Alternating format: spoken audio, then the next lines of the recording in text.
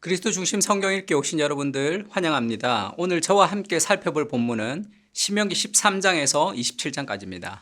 신명기 13장에서 27장까지는 많은 율법의 조항들이 나옵니다. 그런데 이렇게 많은 율법의 조항들도 요약하면 두 가지 주제로 요약할 수 있습니다. 마태복음 22장 37절에 보면 예수님께서 말씀하시죠. 내 마음을 다하고 목숨을 다하고 뜻을 다하여 주 너의 하나님을 사랑하라 하셨으니 이것이 크고 첫째 되는 계명이요 둘째도 그와 같으니 내 이웃을 내 자신같이 사랑하라 하셨으니 이 두 계명이 온 율법과 선지자의 강령이니라. 이렇게 구약 성경을 이 많은 율법을 두 가지로 나누셨습니다. 첫째는 하나님을 사랑하는 것, 둘째는 이웃을 사랑하는 것입니다.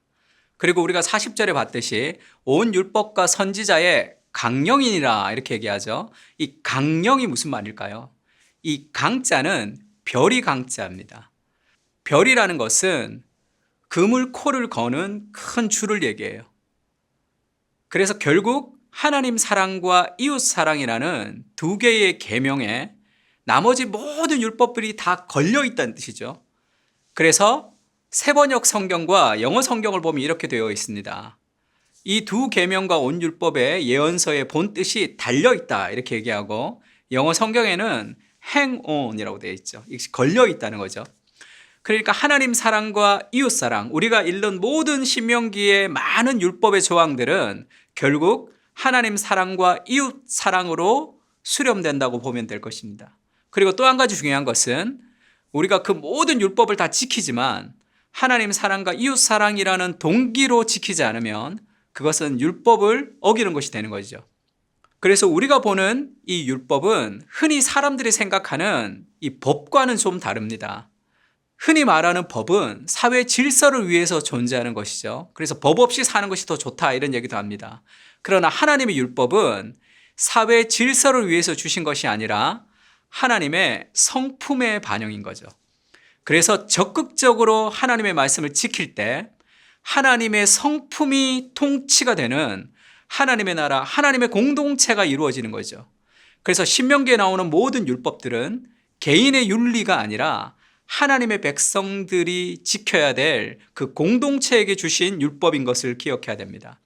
쉽게 예를 들면 하나님의 공의와 하나님의 사랑이 있는데 성경에 나오는 모든 율법은 하나님의 공의와 사랑의 반영이라는 거죠.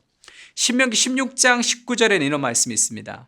너는 재판을 굽게 하지 말고 사람을 외모로 보지 말고 뇌물을 받지 말라. 너는 마땅히 공의만을 따르라 이렇게 얘기합니다.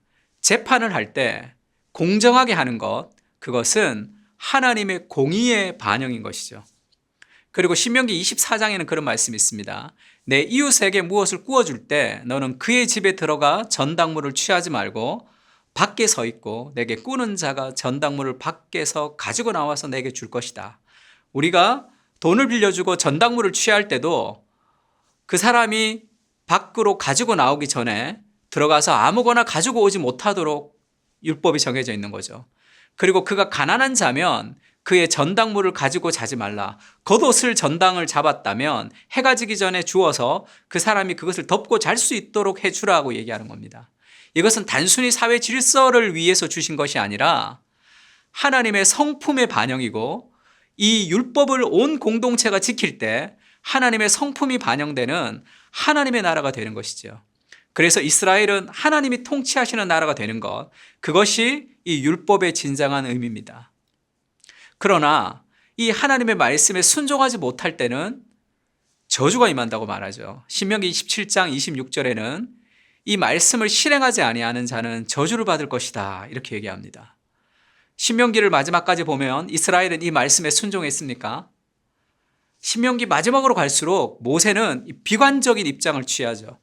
신명기가 비관적인 입장으로 끝이 난다는 것은 단순히 율법을 지킬 수 없는 비관이 아니라 인간의 힘으로는 그것을 지킬 수 없다는 것을 깨닫고 메시아를 기다리는 소망이 있는 비관이라고 할 수 있습니다. 신명기 21장 20절에는 이런 말씀이 있죠. 사람이 죄를 범하면 죽여 나무 위에 달고 나무 위에 밤새도록 두지 마라. 왜냐하면 나무에 달린 자는 하나님께 저주를 받았습니다. 율법을 지키지 못하는 사람이 받는 저주를, 나무에 달린 사람은 저주를 받았다 얘기합니다. 갈라디아서에서 바울은 이렇게 얘기하죠. 그리스도께서 우리를 위하여 저주를 받은 바 되사 율법의 저주에서 우리를 속량하셨으니 기록된 바 나무에 달린 자마다 저주 아래 있는 자라 하였습니다. 예수님께서 율법을 지키지 못하는 우리를 대신해서 율법의 저주를 받으셨고 십자가에서 그 모든 저주를 다 받으셨다고 성경은 얘기하고 있습니다. 우리가 율법을 지키지 못해서 받아야 할 모든 저주를 예수님이 대신해서 받으셨다고 말하고 있는 거죠. 그래서 로마서 8장 1절은 그렇게 얘기하죠. 그러므로 이제 그리스도 예수 안에 있는 자에게는 결코 정죄함이 없나니 이는 그리스도 예수 안에 있는 생명의 성령의 법이 죄와 사망의 법에서 너를 해방하였습니다. 율법을 지키지 못해서 받아야 될 많은 저주를 그리스도께서 다 받으셨고 이제 더 이상 정죄가 없는 인생을 우리를 위해서 약속하셨습니다. 예수님은 자신의 죽음을 통해서 우리에게 사랑을 가르쳐 주셨고 그 그리스도께서 우리를 위해서 행하신 그 은혜를 기억할 때 우리는 즐겁게 율법을 묵상하며 순종하는 사람이 되는 것입니다.